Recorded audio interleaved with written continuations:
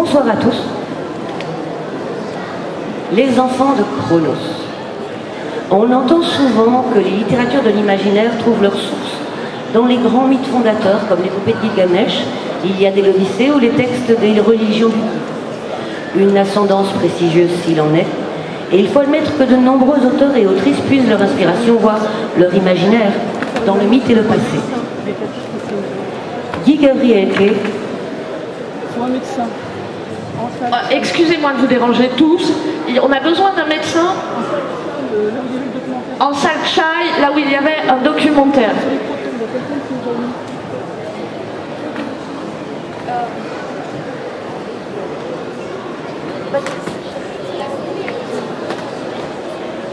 Guy Gabrielke crée le mythe avant de s'emparer de l'histoire.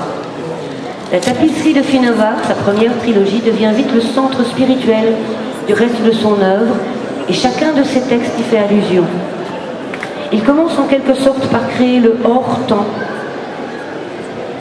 avant de parler d'une certaine histoire décalée, comme un fantasme du temps passé avec la chanson d'Arbonne ou les lions d'Al-Rassam, avant de se tourner vers la Chine avec les chevaux célestes et le fleuve céleste.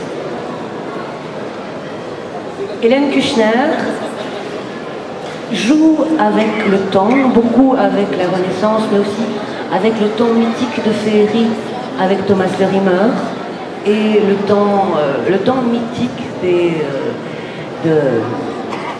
bretteurs avec la série Tremontaine. Valérie Mangin, autrice de bande dessinée, passe quant à elle du temps revisité du Fléau des dieux au temps historique d'Alix Senator, où elle montre une exceptionnelle précision de recherche et de mise en scène au service de l'histoire et du mythe, qui vient sans doute aussi de sa formation d'archiviste et d'historienne. Enfin, Jeanne A. de Batz joue autant avec le mythe antique qu'avec la mythologie urbaine et contemporaine, avec l'histoire fantasmée d'un an dans les airs, qu'avec le mythe modernisé des aventures de Navarre, dont le dernier opus, Humaine, trop humaine, est disponible en avant-première aux Utopias. Je vais d'abord vous poser une question à tous. On va commencer par Guy. Quelle est votre relation au mythe et au temps?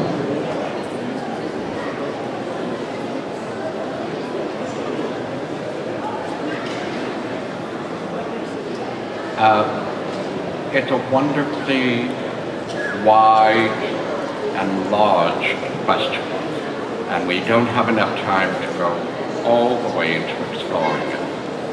But I'll suggest that there is a really interesting continuum as we move from mythic time towards historical time.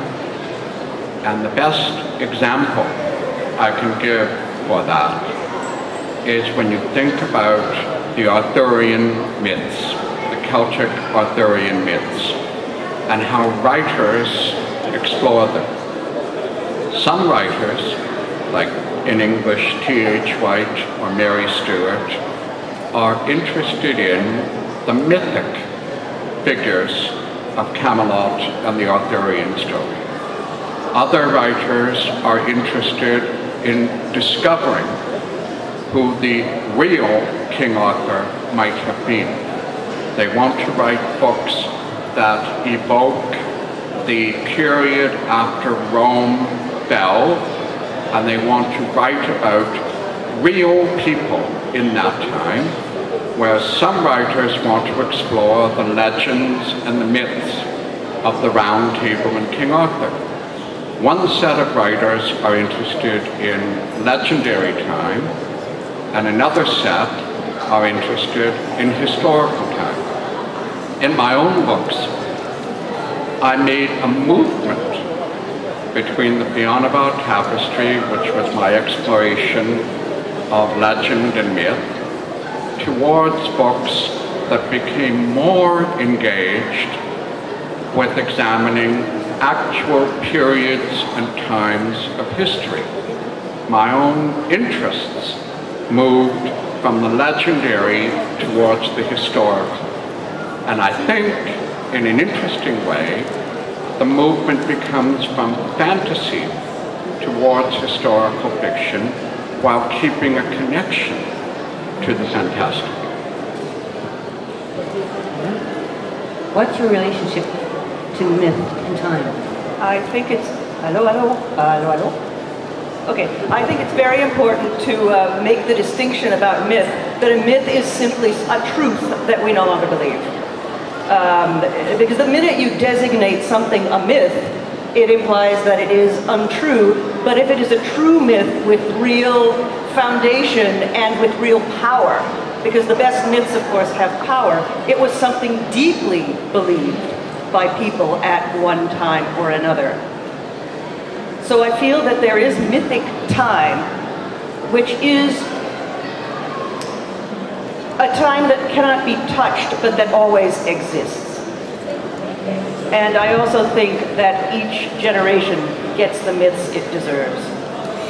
And in a sense, we're all living in mythic time right now, but we pull out of the air or out of our beliefs or out of our nonsense what we decide is a myth and what we decide is real.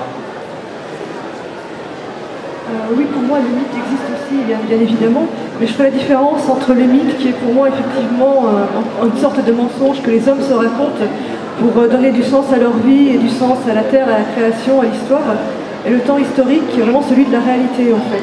Celui qui peut être extrêmement désagréable, qui peut être un non-sens complètement absurde, et qu'il faut bien accepter comme réalité. Alors le mythe nous sert, c'est un discours concret à partir de ces temps historiques, pour leur donner du sens justement, essayer d'en sortir quelque chose de grand finalement et qui nous aide à vivre. Mais je ne sais pas si les hommes ont vraiment jamais cru sérieusement à leur mythe. Je crois que c'est un peu une illusion qu'on se donne volontairement, plutôt. Ouais, le côté conte de fées, de mythe, a quand même une force extraordinaire.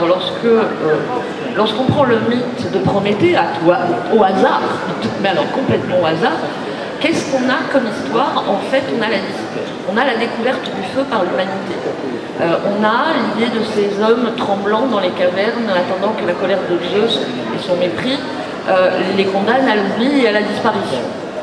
Or, pour moi, le mythe de Prométhée, outre toute la partie rébellion de l'homme qui se dresse droit contre Dieu, qui est très importante et qui est une part fondamentale de ce que je raconte dans mes livres, en plus de ça, il y a le souvenir embrumé, lointain, de ce que nous avons vécu, de ce moment extraordinaire où l'humanité terrifiée a mis de la lumière dans les ténèbres.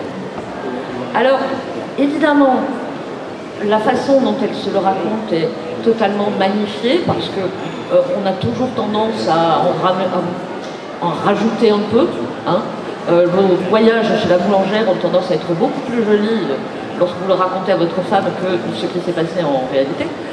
Mais ça a du sens. Et dans mes propres histoires, le temps et le mythe se croisent de façon indéfectible.